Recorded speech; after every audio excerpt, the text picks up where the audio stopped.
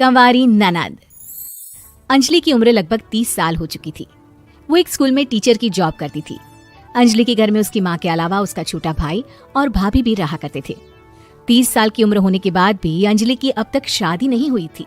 इस बात को लेकर अंजलि की माँ रुक्मिणी देवी काफी परेशान रहा करती थी। माँ, मैं स्कूल जा रही हूँ, जरा मेरा टिफिन तो दे दीजिए। अब क्या पूरी जिंदगी मैं तुझे टिफिन बनाकर देती रहूंगी? अरे कुछ सोचा भी अपने बारे में या बस ऐसे ही? क्या माँ, सुबह सुबह फिर वही बातें लेकर बैठ गई।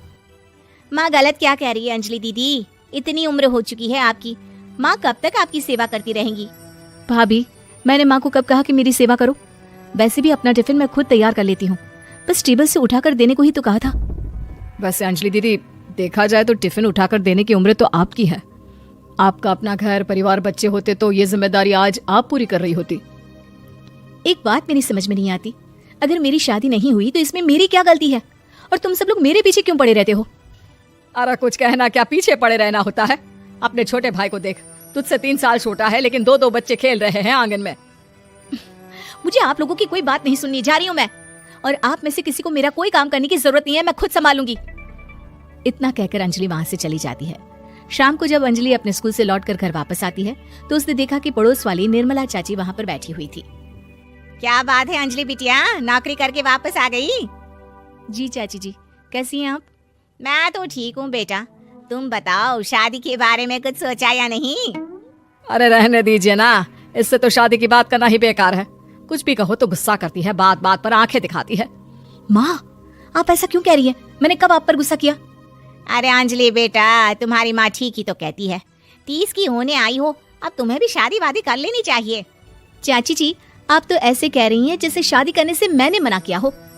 रहने दीजिए निर्मला चाची, हमारी अंजलि दीदी को अभी तक उनकी पसंद का दूल्हा नहीं मिला ना, इसीलिए वो शादी नहीं कर रही।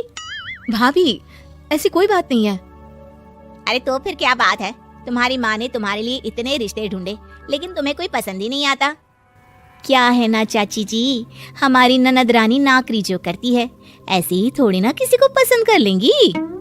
अरे भाई, नौकरी का घमंड है तो बात अलग है, कोई और बात हो तो बताओ, कोई रास्ता निकाला जाए। नहीं नहीं चाची जी, कोई बात नहीं है, बस मुझे अभी तक अपनी पसंद का कोई मिला नहीं है। सुन लिया आपने, इस लड़की के तो पर निकल आए हैं और इतनी उम्र में अपनी पसंद का कोई मिलेगा भी नहीं इसे। माँ, आप मेरी शादी को लेकर हमेशा मुझे ताने क्यों मारती रहती हैं? अपनी माँ की बातें तो ताने लगती है। ताने हैं? बताओ, मैंने कुछ गलत कहा क्या? देखो, ये सब छोड़ो, मेरी दूर की बुआ का बेटा है, उसकी अभी शादी नहीं हुई है, उम्र होगी कोई 34-35 साल। आप कहें तो बात आगे बढ़ाऊं? अरे हाँ हाँ, क्यों नहीं, ये भी कोई पूछने की बात है। अरे जल्दी से लड़के को यहाँ बुला लो। माँ, आप मुझसे पूछे बिना मेरी शादी की बात करने जा रही हैं, और मेरी उम्र 30 भी पूरी नहीं हुई है। निर्मला चाची कह रही है कि वो लड़का 35 साल का है। अंजलि दीदी, आपको क्या लगता है इस उम्र में कोई फिल्म का हीरो आएगा आपके लिए? देखिए, अब पसंद और नापसंद की बात तो रहने दीजिए, पसंद करने की उम्र तो आपकी निकल चुकी। अब तो जो भी मिले उसी से शादी कर लीजिए, इसी में भलाई है। तेरी भाभी बिल्कुल ठीक कह रही है, अब जैसा रिश्ता मिले उसके लिए हाँ कर देना, ताकि हम भी गंगा नहाए। ठीक है, चलिए मैं उस लड़के को कहती हूँ, वो कल ही अंजलि को देखने आ जाएगा।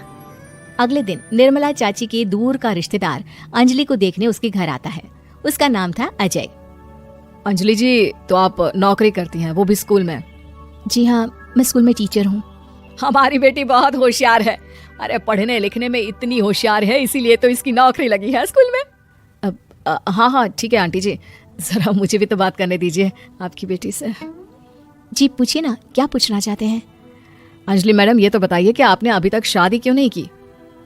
बस ऐसे ही, कहीं कोई रिश्ता पसंद नहीं आया इसलिए। लेकिन क्या मैं आपसे पूछ सकती हूँ कि आपने शादी क्यों नहीं की? अंजलि, क्या कर रही हो तुम? लड़कियों को इस तरह की बातें नहीं शोभा देती। रहने दीजिए आंटी जी, आपकी बेटी काफी पढ़ी लिखी है, मैं उनके सवाल का जवाब दे ही देता हूँ। वो क्या है ना, मुझे भी अभी तक अपनी पसंद की कोई लड़की नहीं मिली। अच्छा अच्छा, कोई बात नहीं। वैसे आपकी तनख्वाह कितनी है, कितना कमा लेती है महीने का? जी यही कोई 25,000 महीने। बस 25,000? इतने से क्या होता है?